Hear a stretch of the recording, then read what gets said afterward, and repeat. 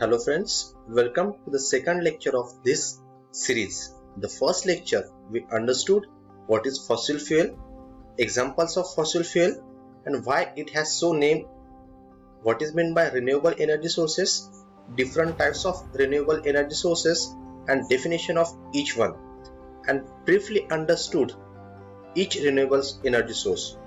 Today, in this second lecture, we will classify renewable energy sources into different categories depending on their dependency on solar radiation. We will also discuss the advantages of renewable energy sources and some of the limitations of it. We will study solar energy in details. Although the Ministry of New and Renewable Energy is a Ministry of Government of India that is mainly responsible for research and development, intellectual properties, protection and international cooperation, promotion and coordination in renewable energy sources such as wind power, small hydro, biogas and solar power. It is founded in late 90s. Renewable energy sources are classified into four main categories depending on their dependency on solar energy.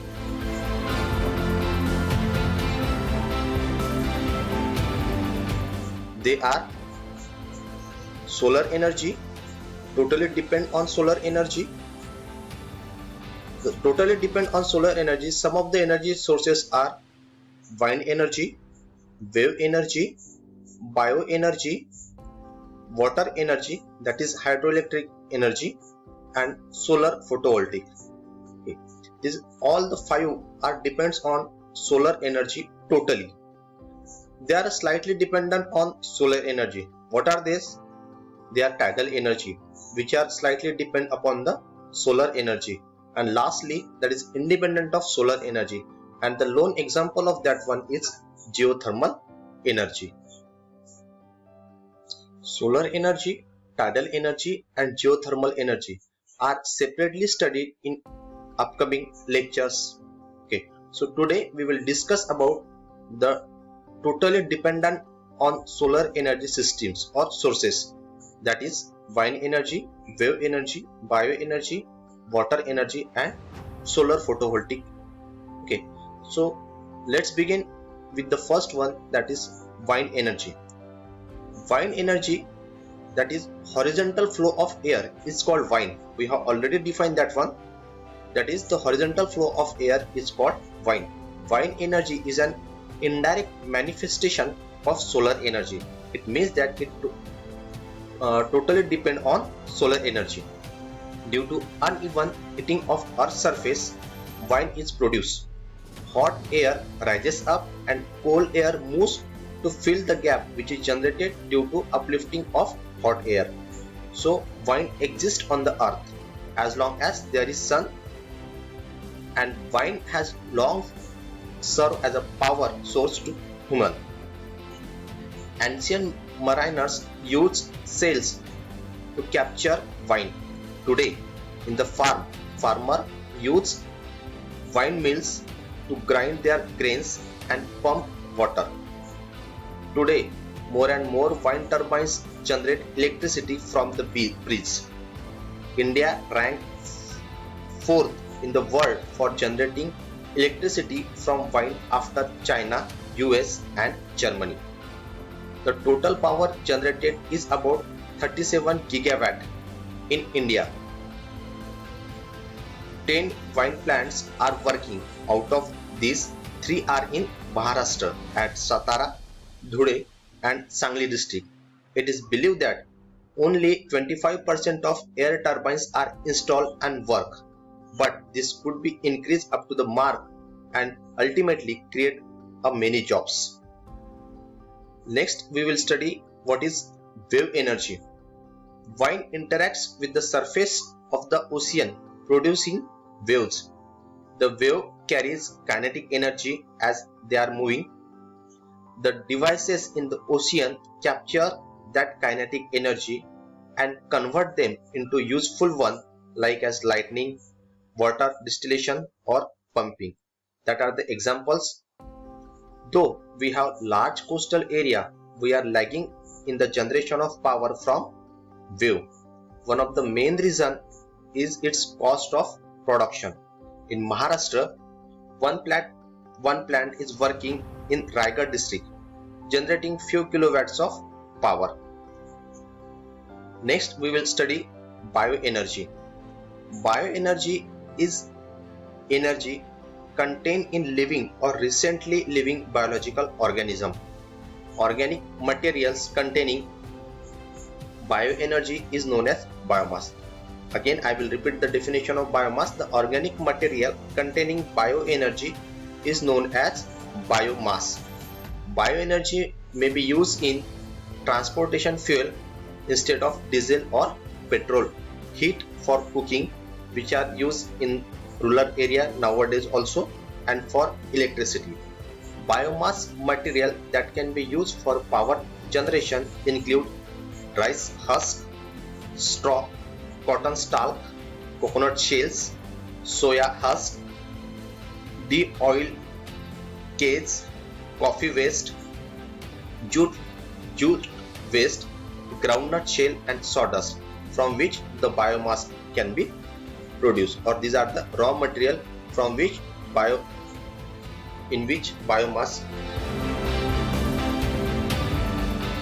These are the examples of material which are used in biomass for generating the other source of energy. Next, we will study water energy. I already told that is the hydroelectric power. Water in motion carries kinetic energy and at the top carries potential energy from physical point of view. So whenever moving water incident on a turbine gives off its energy to turbine, the turbine gets rotate and produce electricity. A large number of dams are set up in India. The cost of production of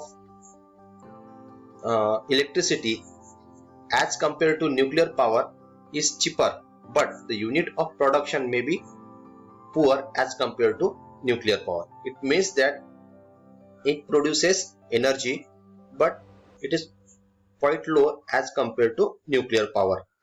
As the last one is the photovoltaic one.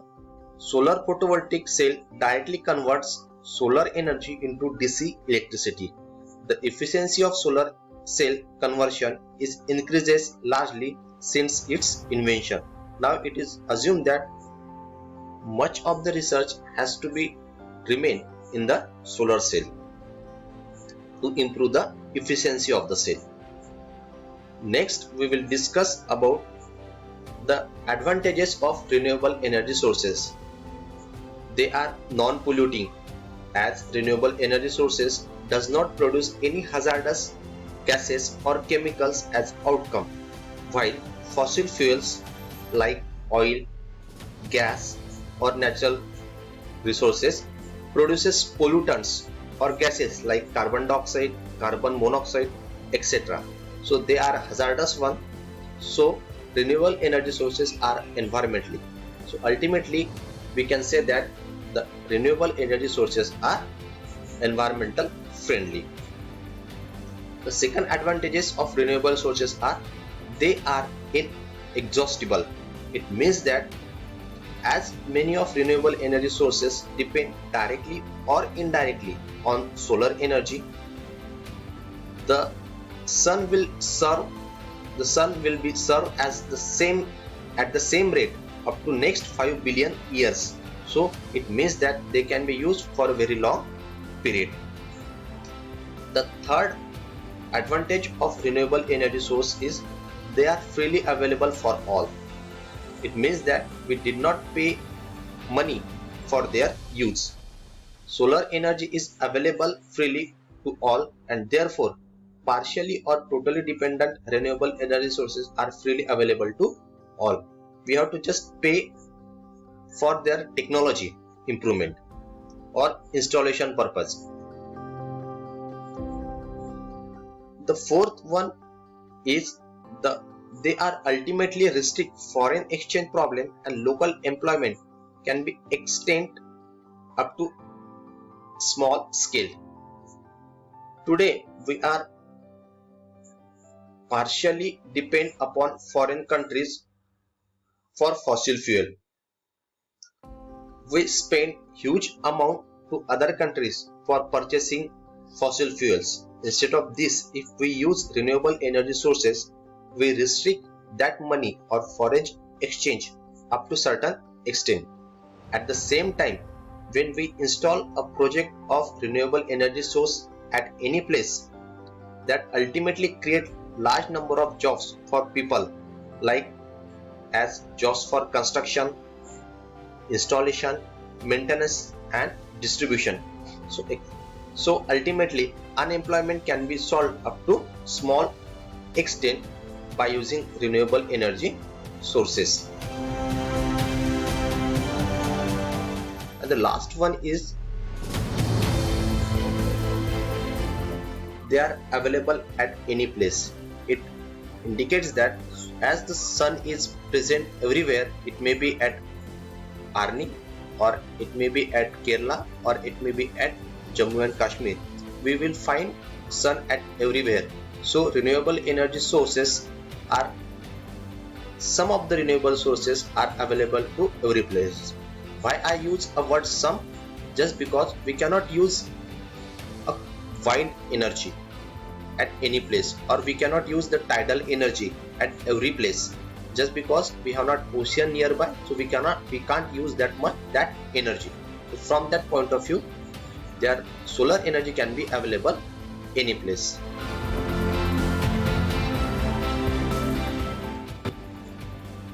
The question may be raised in your mind, though it have large number of advantages, then why should we are lagging behind in the use of renewable energy sources? It has some limitations. What are they? We will look one by one. The first limitation is about the storage of energy. Storage of energy is not every time economical. The major hurdle in utilizing the renewable energy sources is its storage. One form of energy is converted into another form and stored. Some of the energy are used as it is. They can't be stored. The material for storage are not that much effective one. This is another problem. So for storing large amount of energy, we require very large capacity batteries. For this, the cost will be increased. That is one of the hurdles in utilizing the renewable energy sources. Second one is collecting area is required to collect the energy. For collecting large amount of solar energy, we will require large collectors. Sometimes it is not flexible to build such collectors at large scale, and maintenance of this collector is another problem. So this again makes an hurdle in the limitations of renewable energy sources. And the last one is the cost of production of such energy is high. That is the main hurdle, and which is due to the first two hurdles or first two points, that is storage and collecting area. So we will concentrate on the third one, that is the cost of production of such energy is high. Another thing is the existing technology for converting one form of energy into another form. The best example may be wave energy. It has high cost for generation with existing technology, and therefore not much installation of project is carried out for wave energy in oceans, though we have a large coastal area.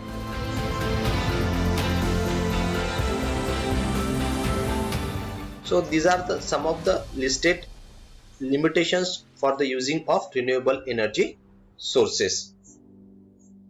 So students, today we will stop here. In this second lecture, we have studied brief discussion of different types of renewable energy sources which are totally